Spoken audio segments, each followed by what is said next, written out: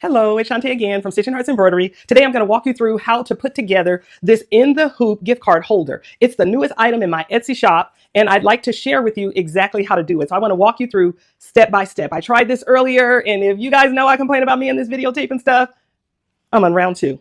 So here you go. So earlier or last night I made this one, and I've decided that I am making early Christmas gifts for my coworkers. And so this is the first one. I'm choosing colors that I know that they love, like their favorite color or something that has to do with their personality. And so I have about 10 of them to make.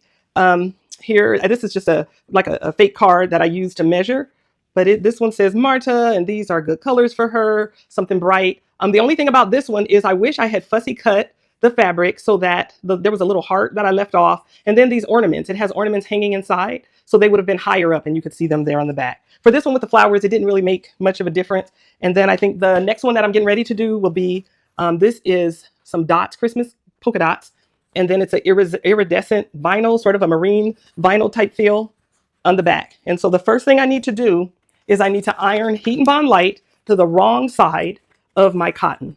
So I'm going to go right over here to my iron and I'm going to iron that. I'm going to see if I can take you guys with me without messing up anything too much. So there we are. My iron's already heating up.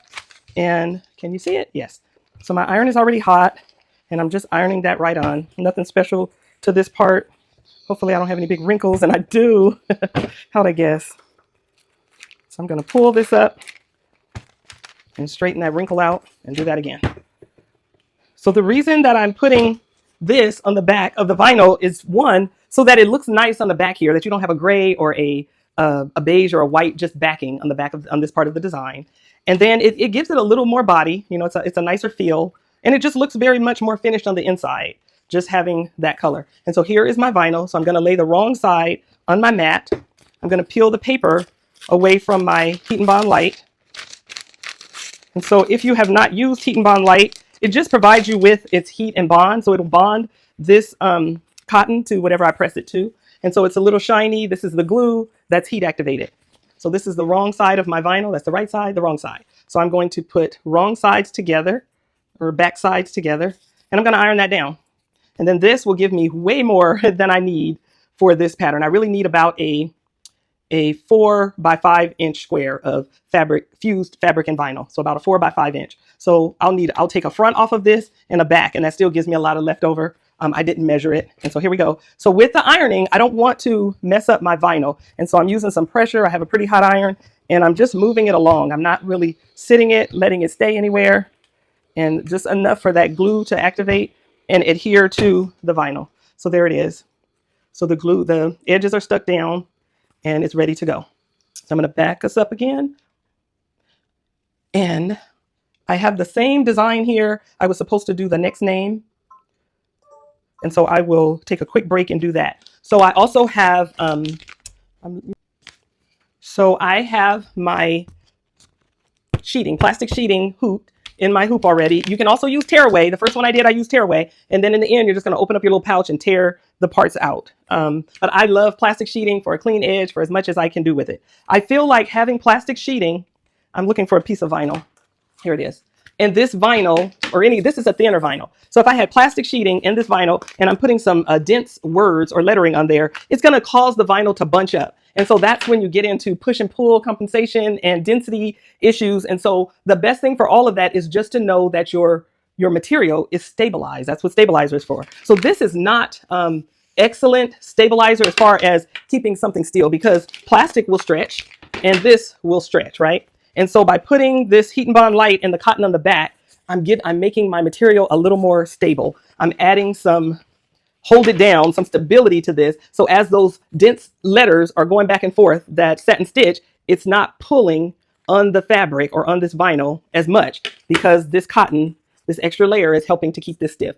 Marine vinyl definitely stretches, and some of it more than others. White is definitely a stretchy one, and then also depends on how the backing is made. And so this is a really thin one. So today when I did this, I actually floated an extra piece of tearaway before I did the name. So we'll get to that when we get to that. I like to change my bobbin whenever I'm doing a project where the back of the project matters. So you'll be able to see the front and the back. And so for this one, I had a orangey color. It's not quite the same as this more brownish color, but once it goes together, then it gives it a nice look. I don't match the colors perfectly. So if I'm using purple thread, I'll use a lavender bobbin. So I have some basic lighter color bobbins. I usually try to keep my bobbins in the lighter color for the colorful ones. And so, but I do have a gray. So this is kind of a silvery gray, and that's what's going to be on the edge of this. I kind of wanted them monotone, not with a lot of color. I don't know about the next ones. Let me show you really quick what I have prepared. So I have one that I need for a more masculine design. And so this is a brown, still the same kind of faux leather with this buffalo like plaid. I have a coworker that loves bling and fancy stuff. And so this one is a gold. And I just put some Christmas cookie kind of thing. And if you could see really close, this pattern has some gold flecks in it, around the doorway and stuff. It has like gold glitter. And then this one is an avocado for my healthy friend. And so it's green, all about the earth and preserving things, preserving the earth and eating clean food. So that's what I have so far. And then the one that I'm going to do right now will be this silver. I have one more. I don't know what I did with it. I have one more. And it is silver with gold, with another silver on the back. And so I've dropped it somewhere. And so I'll get back to those later. So I'm going to go to my machine, to my computer, and I need to change the name, and I will be right back.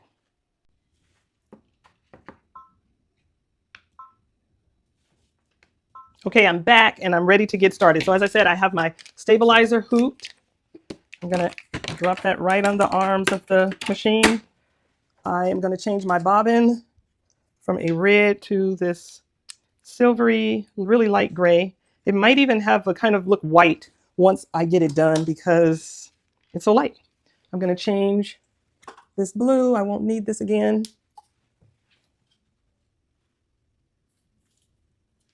I don't have really stock colors that I use on my machines. I'm trying to do that more when I use the buy. I leave those colors there. But for this color and all the way, for the last 5 years, I've always just changed the colors as I needed to. I didn't mind when I had a single needle machine and I needed to change the colors any more than I do now.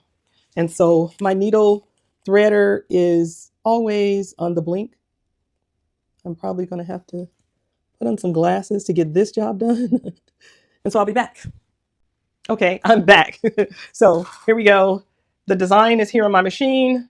I am going to end edit. I'm going to put a stop on pretty much every step. I'm not going to put a stop on the last step because that is the finishing stitch, and it's going to be the same color throughout the pattern. And pretty standard in my patterns, I will change the color of those finishing stitch. So even though it makes it look like there's more steps, it just gives you more options, and you can choose if you want to use the same color or change. Like if you wanted to do white trimming with a red bean stitch on top or something, it just gives you that, gives you some options. So I've put all the stops in. I'm going to say okay, but I'm only using one color. And that's why I said this is very single needle friendly. You can change the colors. You can use one color for the front, for the edging, for the name, whatever you'd like to do. But for these, it's just nice to do one color for me. So I'm going to tell it I'm ready to embroider. It's telling me to choose my color. I'm going to do all of them the same. It's already on number 2, and that's it. So the first thing it's going to do is it's going to give me a placement or position stitch. It's showing me where to lay my fabric. And so again, I'm going to show you every step, or at least as many as I can. I'm wondering if my speaker is working, and it is. I guess it just turns off. So here we are. So it just gives that first line. It's a single line just to show you where to lay the fabric. And I said I have way more fabric than I need. And so I'm just going to cut this off so it's not hanging out of my hoop. This is what I need. I'm going to lay it there. I always use paper tape. I don't think I really need tape. I don't think that's going to move. I know this machine pretty well and the force of like the needle, but for safety's sake and just to be sure. So now it's going to go around 2 times. And the reason that I have it going around 2 times is because we're going to cut around the edges as clean as we can. And sometimes if you have a single stitch where you need to cut, then you'll accidentally cut that stitch and it'll make your project not so stable right there. So I have better luck when I use a double stitch for the tack down, because then even if I cut a little bit, the rest of it is still pretty secure. So that's a 1-minute stitch. It's a really quick project. I think putting the name on is probably the longest part. So that's stitched around. And so what I'm going to do is I'm going to cut around the edge of this part. So I'll see if I can bring you guys with me and angle you down some. How's that? Crooked and like that. So not the best, but I think you can see it. I'm going to put on glasses so that I don't cut as many stitch lines. And I'm just going right here along the edge. I just cut the thread. Oh, not too bad though. But that kind of happens. The closer you get to your line, the more chance it is that you're going to cut your thread. And I'm going to go straight across, and then I'll come back and cut in that little thumb hole area. It's like the little part where you can use your thumb or your finger to slide your card out. And so that's what we have so far. And then there's this one little area. I personally don't think that this is enough cutting to pull out my cutting machine. But for those of you who use a cutting machine regularly, and it's probably already out, you could probably try that. And if you want to know how to do that, just reach out to me. And so that's it. So it cut the little thumb hole out of there. And now it's going to go in and do the name. So I type my name in the software, and I move the name up by dragging it. No matter which software you have, I definitely believe that you can do the same thing. You can move that. You can move your reposition your design. So I moved the name up to number 3. So first was position, then tack down, and now's the name. And I think that I do want to float a piece of tearaway. I have it right here. Yes, perfect. So I'm going to take a small piece of tearaway. This is kind of really thin. I don't know how much help that'll be, but I'm just going to put it there. It is not necessary, but I found on the last one, actually, I'm not going to float that so much. Well, I am going to float it, but I'm going to put a piece of, and again, just to stabilize it a little more, because the name is really thick. And sometimes when you have a really dense, and sometimes when you have a lot of pounding on the vinyl, then, so it's still a number 2, it's the silver color, and I'm going to say go. When you have a lot of pounding on your vinyl, then it can compromise the vinyl some. And so that is going, and I will be back when that finishes. So I'm back. It looks like that was only a 2-minute stitch out, so not too bad. Instead of moving the camera, I'll bring it up to you. And so I said that it might kind of have a white hue to it, or a white look. I'm going to peel that right off, and hopefully that just helps some to stabilize the fabric and have the letters straight. So the letters look really good on there. There's not too much denting or puckering going on. So for right now, I think that's a good combination. A long time ago when I was selling on Etsy, sometimes I would run into that problem, and I was always trying to lay like the salvia or something on top. And now that I understand stitching a little better, I realize that it is the stabilization a lot of times that has that puckering and stuff going on. So sometimes the top is good, but you have to know why it's puckering, or have some idea to figure out which side you need to stabilize, the top or the bottom. So anyway, it looks like, I don't know if you guys can see, I did not put on the microphone. So I'll be back. Okay, so I am back. I forgot, I was charging my phone and forgot to add the mic thing back on there. Me and this video, oh my goodness. So I was saying that this is all cleaned up already. The next step, if you can see on here, it just shows a line and a dent and a line. So that's going to be a satin stitch across there. So we are going to let that run. And so that's why you have to clean that part up, because you want it clean before the satin stitch goes on. I left you a nice enough size satin stitch that it should work out really good, even if your scissors are not acting right for you, even if they don't do the best job, you should still be able to have a clean finish. And so I will be back. That's just a minute or so. And so I'll be right back. Okay, so that is done. That was a quick, this design says that it's 12 minutes. Now, because we have to take it off and cut it, of course, it will end up being more than that. But let's see how I can angle this for you to see it. So it gave me a satin stitch, and then the very next one was that bean top stitching. And so as I was saying, you can change the color of that top stitch, but I am going for a very monochromatic look here. And then, so we did step 1 was position or placement, position. Step 2 was tack down. Step 3 was where I moved the name up into the step 3 place. Step 4 and 5. Step 4 was the satin stitch, and 5 the bean stitch. And then I have to find my other piece of fabric. So we are moving on. And what we need is, the pattern calls for a 4x5 piece, right? And so of course I did that way too big. So what happens with this is there's no position or placement stitch for the back, but I feel like it's kind of a given because we have the placement stitch for the front, and you know that you have to be able to cover all the lines. And then we know that the back comes up just about 1 inch higher. So I would just position my material, and look, I see those little dots. I want all the color dots in there. That's where I said like fussy cutting or something. I want to be more aware of where I'm placing my material. I don't know what that'll look like when I'm done. This is not one that would really matter as much. So this is the vinyl on the back, and I taped it in place, and then you see the cotton is there. So the two wrong sides are together. This is going to give us a tack down, and then we're going to take our scissors, cut around it, and then the last part is the finishing stitch. So it's a really quick and easy pattern. I actually have one that will hold money, like dollars. My grandchildren love money more than they like to get a gift card. They're 9 going on 10. And so I have a money one that I'll be releasing in a couple of days. And so it's still at number 2. That's going to go around 2 times. It's about 1 minute. And we'll be right back. I'm going to try my best not to have to edit much of this video. Done already? That is done. And all it did was tack the back onto it. And it's an arch at the top. I don't know if you can see that. There's an arch. Maybe you can see the back better. So this iridescent fabric is not helping me any. So it just gave us the shape of the little rectangle and then an arch at the top. So we're going to turn that over, and we are going to angle you down a little bit, not much, and just cut along this edge again as clean as we can without cutting stitches. The light shining on this iridescent makes it very purpley pink looking. I don't think I realized it looked so purpley pink. Another thing that the heat and bond light helps with is not having the fraying of the cotton along the edges. And so that heat and bond light will bond the edges of that cotton down, not only to its, with the vinyl, but just by itself, just to keep it smooth. And so that turned into, it has the little arch. I'm going to go a little bit closer. I can see the line now from the front. Couldn't see the line good from the back. And so I'm just going to go in, maybe. Yeah.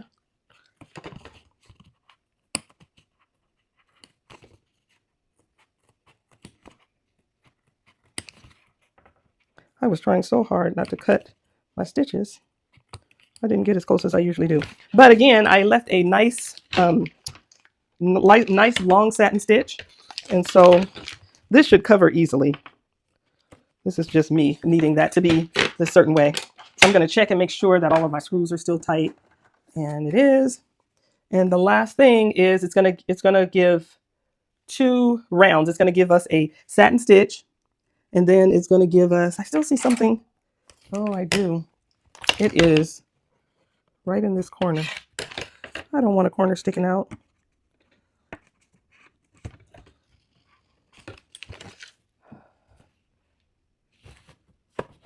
I don't know. I think my scissors, I need to pull out another pair. There, got it. And so let's get that going. And I will be back in about, is it 5 minutes? So it's a satin stitch all the way around and then a bean stitch. So I decided to bring you in so you can see that going around and how nice of an edge you'll have, even if you don't cut it quite so close. You can kind of see where the edge of the stitching will cover, and it's a little bit beyond the bag. I like my satin stitches long and covering, and so when it's a project like this, something that you're going to use, I like to add the bean stitch on top just for stability, because that satin stitch is extra. And so that's it. It's coming around. It looks like it's a clean finish all the way around, and I'll be back. Now I just had to come back one more time before it finished just to show you how absolutely gorgeous that satin stitch is around the edge of that bag. It is covering all the little pieces. You can see it's perforating that my plastic just right. It's just going to be perfect to pop right out of there when it's done. So it is going up to the final portion of the satin stitch, and it's going to give us a quick top stitching right around there. Look at that. It is just perfect.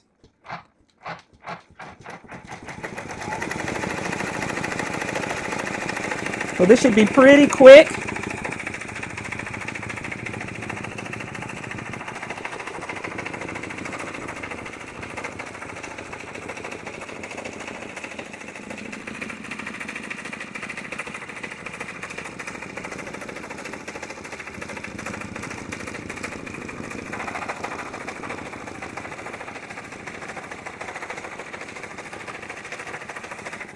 And that's it. We finished. The bag is complete. So I'm going to turn the camera around and show you just the finishing parts. So here it is. Take those off. It is done. That was a quick stitch out. I am just going to pop it right out of there. And again, I could use and should use a 4x4 hoop so that I'm not wasting all of my plastic sheeting. So this is what you will end up with. And the plastic is connected to the front because if you remember, we stitched the front down first. And if you use tear away, that's going to be connected right there. So you would just tear that right away. You just tear it right off and then right along there.